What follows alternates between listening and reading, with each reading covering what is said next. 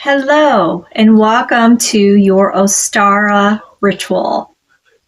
So, a couple things before we get started. I just realized that the dress that I've been wearing is on inside out. But you can't really tell. I mean, I think the other side's a little bit darker, but it still looks good. So, what can you do, right? And I realized that I tend to lose my coffee throughout the house. So I realized that I had dropped off my coffee in a room and walked away and forgot about it until now. So I still have a little bit of sip of coffee. Gotta have that. This is my magic potion.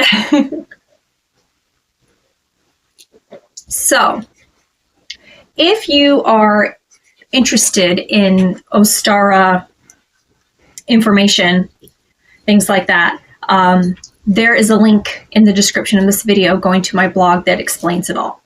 You get the colors, the different associations. You get 3 really cool activities that you can do during Ostara, and you also get just some good information on it. So definitely check that out. And if you want to know more, learn more about different things, witchy or just anything really, join my blog, subscribe to my blog, and then you'll, get to know more about me and other things. And so take a quick look through my blog and see all the things that I have there already. So this ritual can be done for yourself as solitary or as a group. You just have to make adjustments. So whatever, depending on the size of the group. And I always recommend make it your own. This comes from my own Book of Shadows, and it is my own that I created, but you can make it your own. So do what works for you. And I always have good supplies, candles, herbs, things like that. Anything that you would need in this ritual, the main supplies, I have those on hand. If you're interested and need those supplies, message me and I can give you some prices and things like that. So what else? It can be done indoors or outdoors. I did it both right now. So it's a little chilly out here in Michigan right now doing this ritual. So for me, I did the bulk of it inside, which we're going to do together today. And then I went outside and did a few things. I did some smudging and things like that out there. And I actually called the quarters in outside. So I went outside and called north, east, south, west, and spirit into my circle.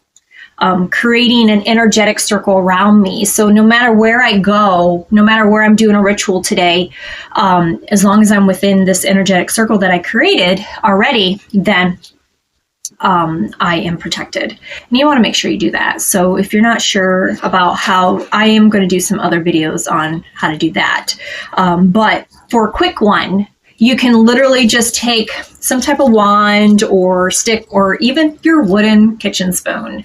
And this is now magic. You can just be like, this is my magic wand for this activity. And so you just turn and then just go in the quarters clockwise, northeast, southwest, spirit. Always include spirit, whatever that spirit means to you. And just go around in a circle. I like to do it 3 times, but if that makes you too dizzy, and make sure you go slow. I get dizzy, so I have to do it really slow. So do that. And then to undo it, so if you're like going about your day, I'm like, I don't need this protection circle around me for ritual work, I'm going to undo it. So I just go counterclockwise and then you're good. So that's an easy peasy way to cast a circle around yourself. So no matter where you go, it's going to encompass your area, kind of like your aura. It's going to just come out into your area here, protecting whatever's involved in that. So it's a good idea for either you're going to do it as a group if you have more than one person together, so you would all do it at the same time.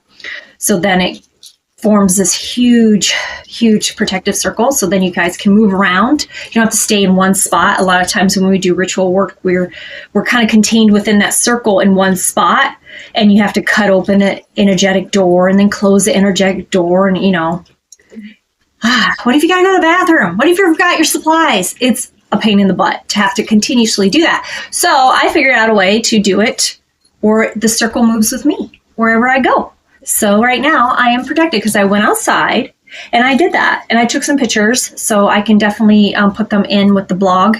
So you can check those pictures out of what I did before doing this to cast my circle around me. And now I can go anywhere. So if you're going to do it with a group, do it all together at the same time. Then you've created this huge circle so you can move as a group. Or if you're going to do it individually, just do it individually. And then when you're done, make sure you take it off, because you really shouldn't have your circle up around you 24/7. It just shouldn't be that way. We can get into that in another video. So anyway, so today we are going to celebrate Ostara, and this ritual can be performed. Like I said, if you want more information on what Ostara is, what it means, go to the blog. It's going to give you all the information you need, and probably then some. And then also, what to take note, I didn't put this in the blog, but this ritual can be done at any time you need a rebirthing. I'm doing this ritual, actually I'm recording it right now in the new year. So I'm recording it a few months ahead of Ostara. Ostara is going to be March. Oh, I have a little calendar over here. I'm tired today. Ostara is starts at March 20th and goes to about March 23rd. 23, is that a number, a name? Like I said, I'm tired. I guess I need some more coffee, right? Let's get some more coffee. So you can do this now as like a rebirthing. That's what I'm utilizing it right now. This ritual today, this Ostara ritual, because Ostara is the goddess. And she's going to come to you anytime you call to her and include her in a ritual. So this Ostara ritual technically can be done at any time that you need to rebirth. You need something new. You need to shed the old and welcome the new. So I'm using it for a new year. A lot is going on this year. This is 2024. We're going into 2025.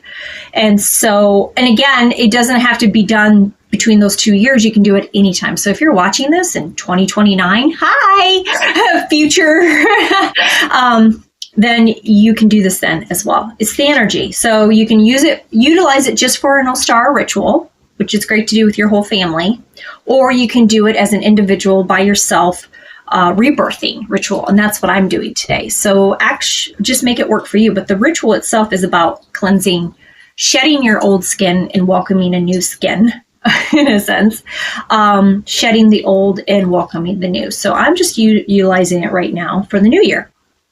There's a lot that I need to shed so I can welcome the new year. So I encourage you to use it anytime you need to rebirth, or specifically on Ostara is fine as well. Okay.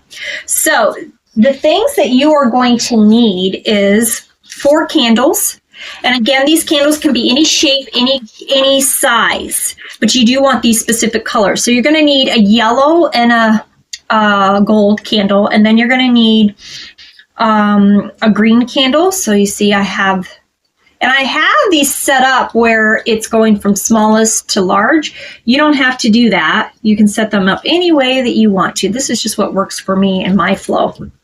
It's kind of like I'm going from the smallness and I'm expanding, or I'm transforming the things inside of me that I need to just expand on. And so it's coming. That's how I got the candle set up.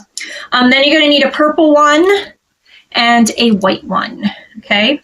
And then you're going to need a small container of milk, which I have to go get some milk because I totally forgot the milk. So I will have to go get that. Again, my circle comes with me.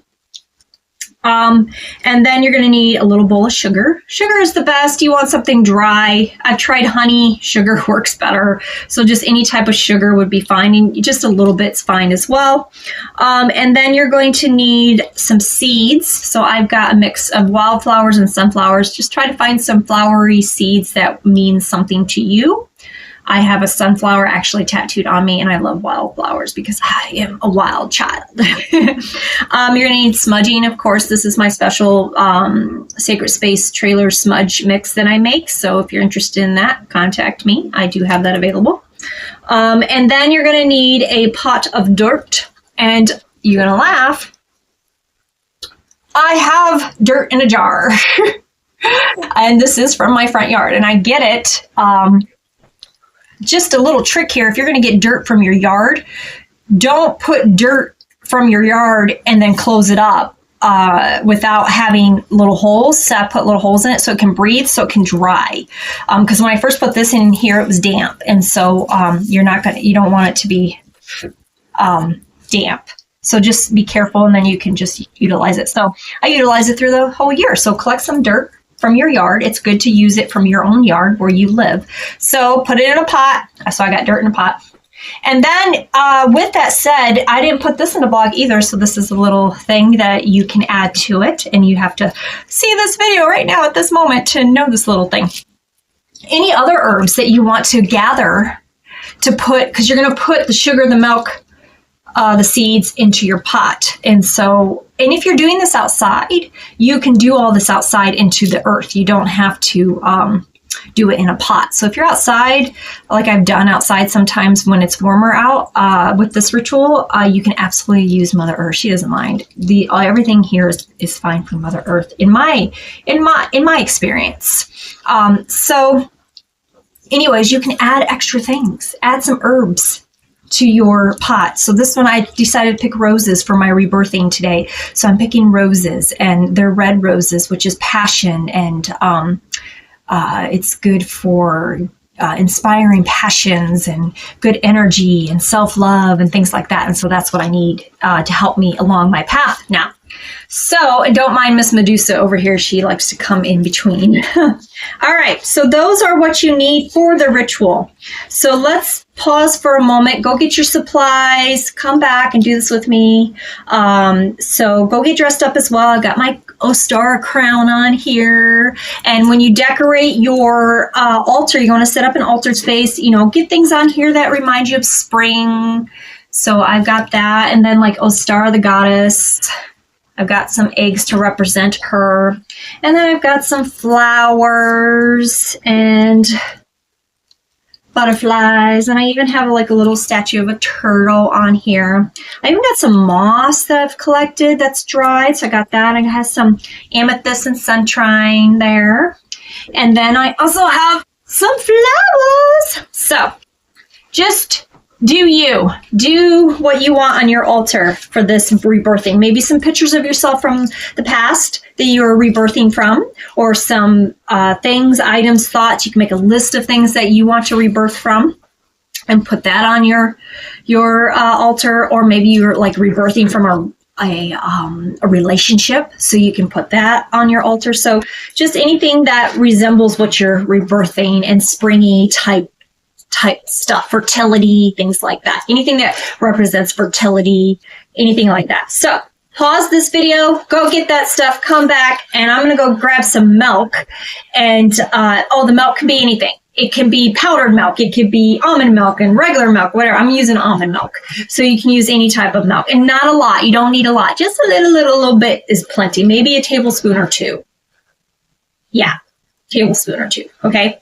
If you don't have milk, you can use water in a pinch. So go ahead and use water if you have to. Maybe you can envision it as being milk. Just put the energy in milk, and you're going to read.